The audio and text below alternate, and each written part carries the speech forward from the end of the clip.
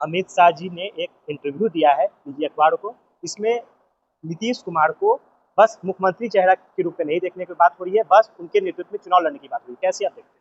नहीं नहीं, देखिए, ये कहीं ना कहीं समझ का फेर है। मैं समझता हूं कि समझने में कोई बड़ी भूल हो रही है।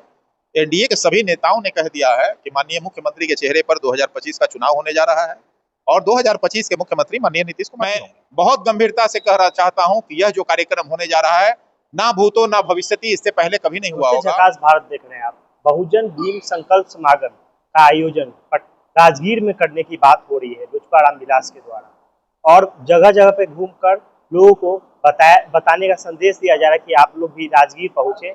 यहाँ पे बड़ा सम्मेलन की बात हो रही है। मुख्य प्रवक्ता हमारे साथ हैं, फतुहा में आए हैं। क्या संदेश देना चाहते हैं आप? फतुहा ये राजगीर का रास्ता है, मुख्य रास्ता है, और उस रास्ते पर आज जो भीड़ मेरे साथ है, यह इस बात का संकेत है कि 29 जून को राजगीर के हॉकी मैदान में एक ऐतिहासिक आयोजन होने जा रहा है, जिसमें कम से कम 3 लाख लोग पहुंचेंगे। उम्मीदें हैं 3 लाख लोग। बिहार के कोने कोने से बहुजन स्वतः स्फूर्त तरीके से राजगीर की यात्रा करने को तैयार हो रहे हैं। इसके लिए हम लोगों ने पार्टी स्तर पर सिर्फ 8 जिलों को चुना है, जिसमें 30 विधानसभा हैं अभी, और सिर्फ 30 विधानसभा से आप समझ सकते हैं कि 3 लाख लोग तो नहीं उपस्थित होंगे ना। बिहार के कोने कोने से स्वतः लोग चलने को तैयार हैं। यही है चिराग जी की लोकप्रियता, जन स्वीकारिता।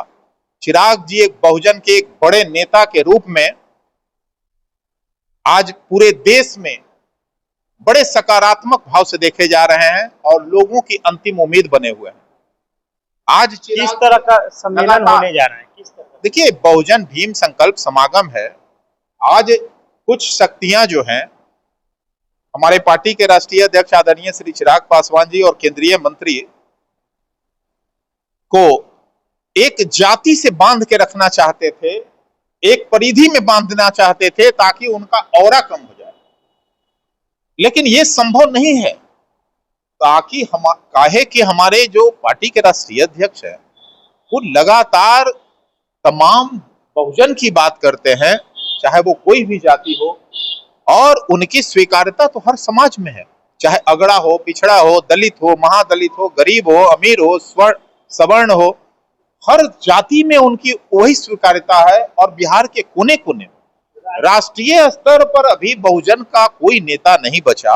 बाबू जगजीवन राम का एक और समय था, माननीय काशी राम जी का समय था, हमारे पार्टी के संस्थापक दिवंगत नेता पद्मभूषण स्वर्गीय रामविलास पासवान जी देश के सबसे बड़े बहुजनों के नेता माने जाते थे। अब उनके अवसान के बाद बहुजन नेताओं का जो स्थिति है अभी खाली, और अभी जो बहुजन है वो अपना अक्स देख रहे हैं।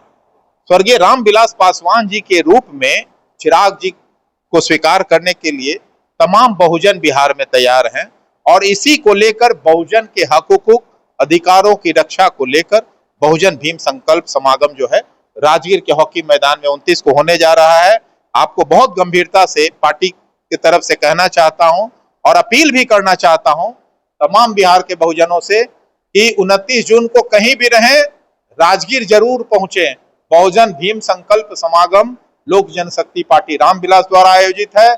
इसमें पहुंचकर उस कार्यक्रम को ऐतिहासिक सफल बनाएं।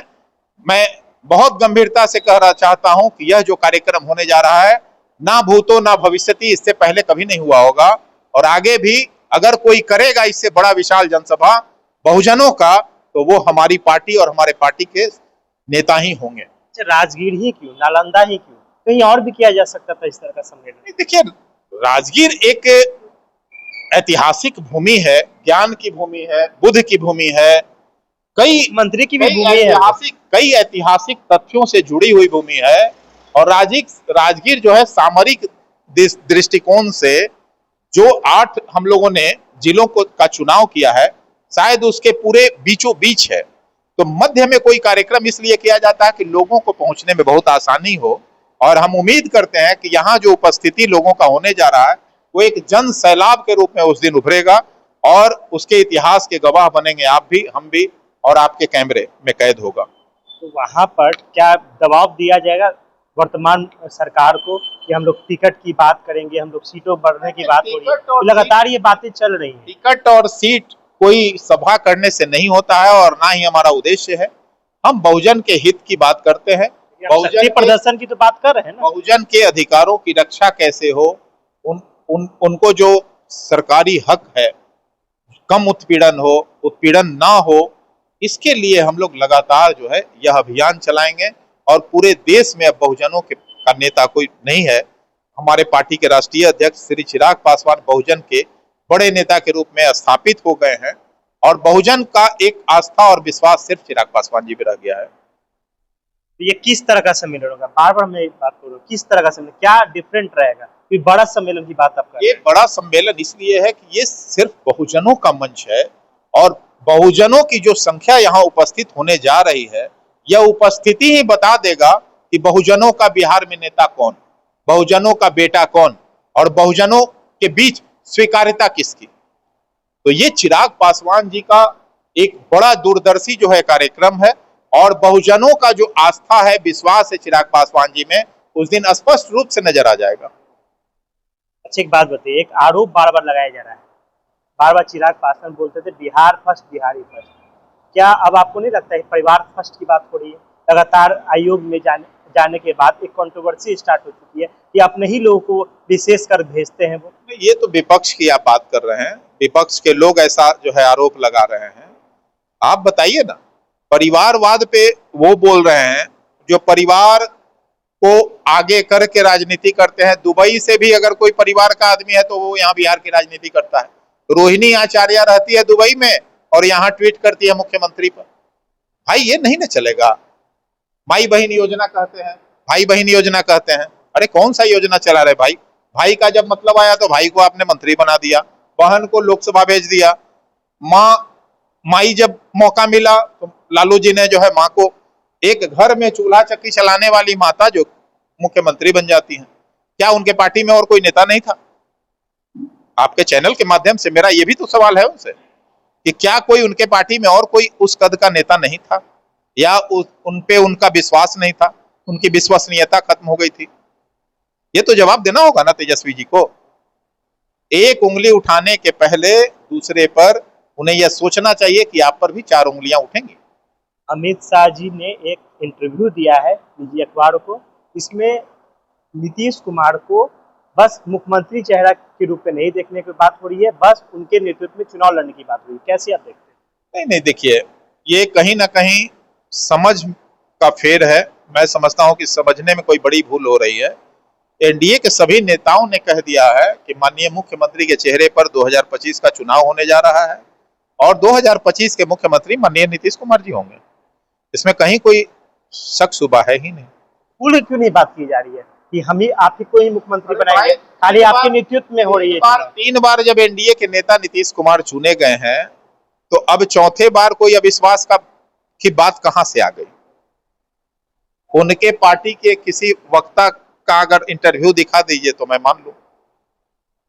भाई कहीं से कोई आवाज आएगी। विपक्ष तो हंगामा खड़ा करना काम है, उनके पास और कोई काम नहीं है। मुद्दा विहीन राजनीति के लिए जाने जाते हैं।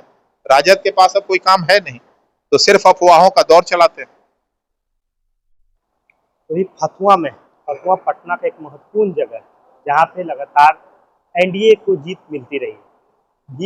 बहुजन भीम संकल्प महासमागम नालंदा राजगीर में करने की बात लोक जनशक्ति पार्टी रामविलास करने जा रही है। इसी को लेकर पूरे बिहार में अलग अलग इलाकों में घूम घूम कर संवाद, प्रेस वार्ता जैसे आयोजन कर रही है। इसी क्रम में हम लोग अभी फतुआ पहुंचे थे। पटना का महत्वपूर्ण इलाका है और यहाँ पर प्रेस वार्ता रखी गई थी लोजपा रामविलास के द्वारा और बहुजन समागम में आने का उद्घोष की जा रही है, आमंत्रण दिया जा रही है। विकास बात से जुड़े रहे। मेरा नाम आदित्य कुमार है। बहुत बहुत